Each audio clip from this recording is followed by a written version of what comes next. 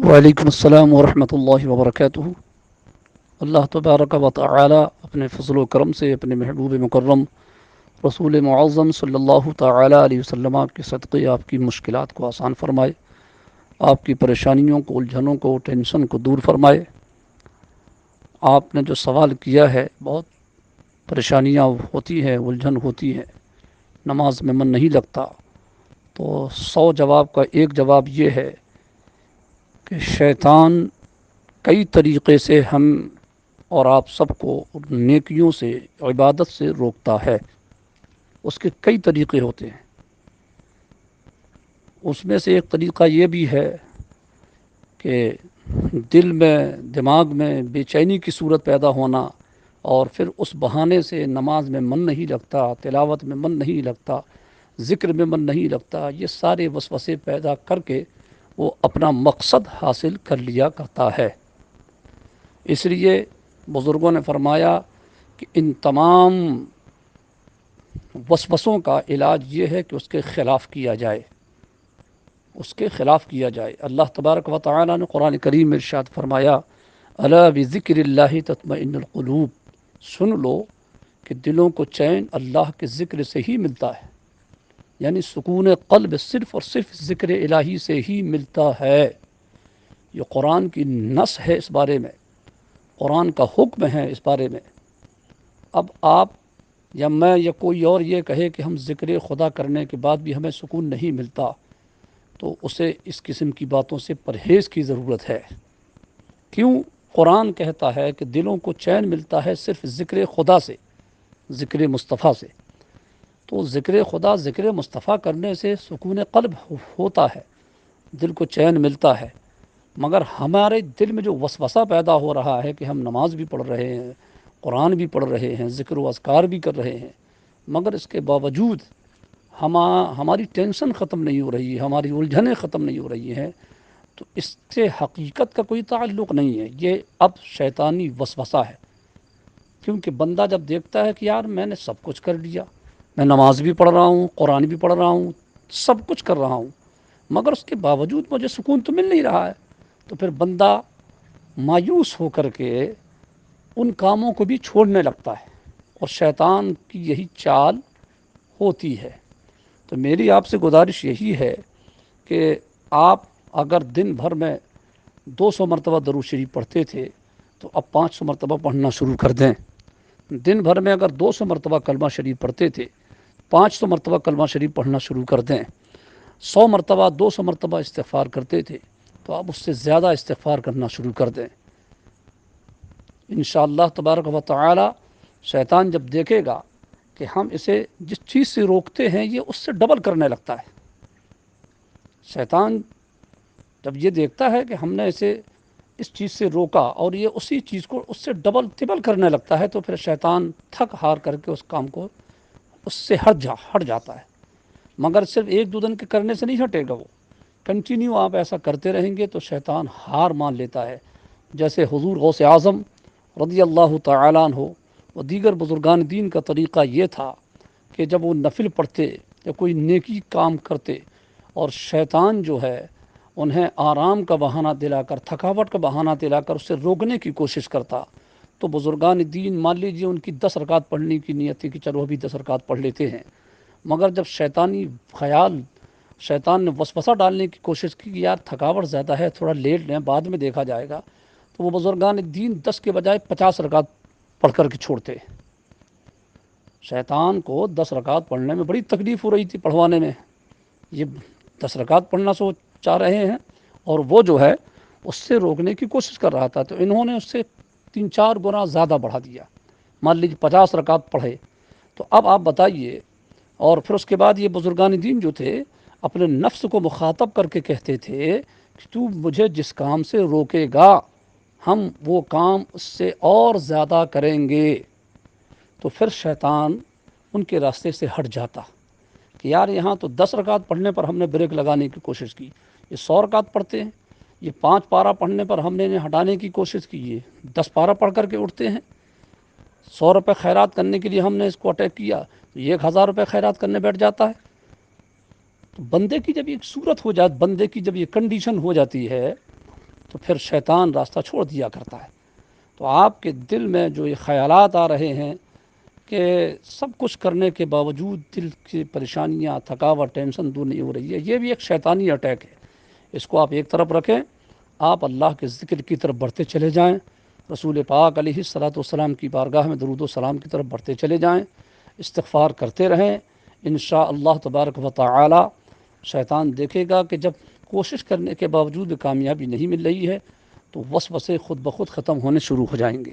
اور ذہن و دماغ میں اس بات کو ہمیشہ رکھیں کہ اللہ اور اس کے رسول صلی اللہ علیہ وسلم کے ذکر سے دلوں کو چین ملتا ہے۔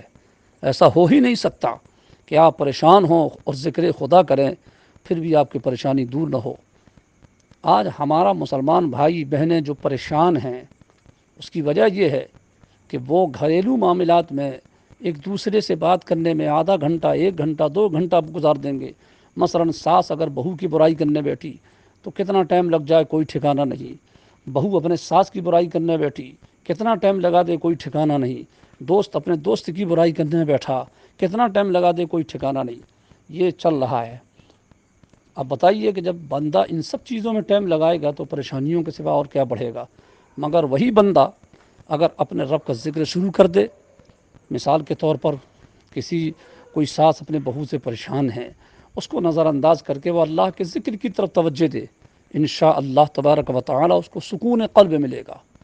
حدیث پاک میں آتا ہے، رسول باوقار صلی اللہ علیہ وسلم ارشاد فرماتے ہیں کہ مومن کا دل جو ہے وہ شیطان کے چونچ میں ہوتا ہے، یعنی مومن کے دل میں شیطان ہمیشہ اپنی چونچ گڑائے رہتا ہے۔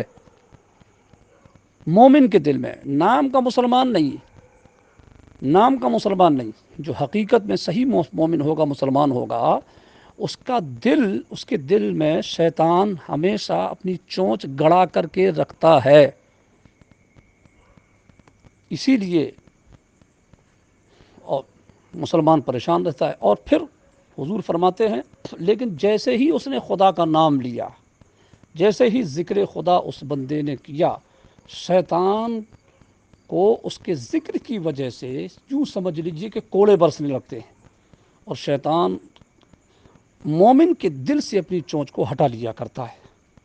یعنی ہر وقت ہمارے دل میں شیطان کی چونچ گڑی ہوئی ہے۔ جب ہم نے کہا سبحان اللہ والحمد للہ ولا الہ الا اللہ واللہ اکبر، جب ہم نے کہا استغفر اللہ الذی لا الہ الا هو الحی القیوم واتوب الیہ، جب ہم نے کہا اشہد ان لا الہ الا اللہ وحدہ لا شریک لہ واشہد ان محمدا عبدہ ورسولہ، جب ہم نے پڑھا سبحان اللہ وبحمدہ سبحان اللہ العلی العظیم وبحمدہ استغفر اللہ، ہم نے کہا یا حی یا قیوم برحمتک استغیث وغیرہ وغیرہ، قرآن کی آیت پڑھی، تو پھر شیطان ہمارے دل سے اپنی چونچ ہٹا لیتا ہے۔ اب جب ہمارے دل سے شیطان کی چونچ ہٹ جائے گی تو اب بتائیے ہمارے دل کو سکون ملے گا یا نہیں؟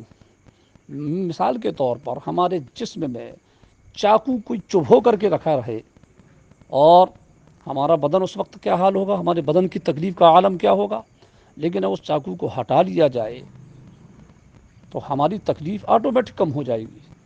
تو یہی حال مومن کے دل کا ہے۔ ایک سمجھانے کے لیے میں نے کہا ہے یہ بات آپ کو کہ مومن کا دل ہمیشہ شیطان کی چونچ میں ہوتا ہے۔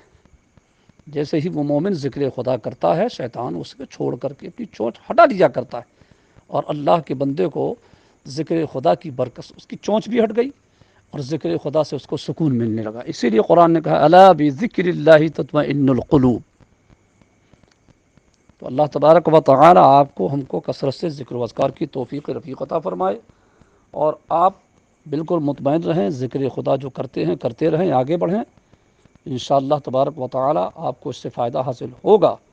نماز روزے کی طرف توجہ دیتے رہیں، اور بالکل اس پر آپ دھیان نہ دیں کہ ایسا کیوں ہو رہا ہے۔ اور دوسری بات آپ نے یہ کہا کہ حضور غوث اعظم رضی اللہ تعالی عنہ کا مرید کبھی پریشان نہیں ہوتا، تو یقیناً ایسا ہے، مگر یہ دنیا جو ہے نا یہ آزمائش کی جگہ ہے۔ حضور غوث اعظم رضی اللہ تعالی عنہ کے مریدوں سے بھی آزمائش ہوگی، اور وہ بھی آزمائش میں مبتلا کیے جائیں گے۔ پریشانی حضور غوث اعظم کے صدقے میں اللہ تعالیٰ دور تو فرماتا ہے، لیکن آزمائش ایک الگ چیز ہے۔ آزمائش اچھے بندوں کی بھی ہوا کرتی ہے، نیک بندوں کی بھی آزمائش ہوتی ہے۔ تو واقعی اگر حضور غوث اعظم کا مرید کوئی سچا پکا مرید ہوگا تو اللہ تعالیٰ اسے بلاؤں سے بچائے گا، مگر آزمائش تو اس کو بھی ہوگی۔ قرآن پاک میں اللہ نے ارشاد فرمایا الف لام میم احسب الناس ان یترکوا ان یقولوا آمنا وهم لا یفتنون وَلَقَدْ فَتَنَّا الَّذِينَ مِن قَبْلِهِمْ۔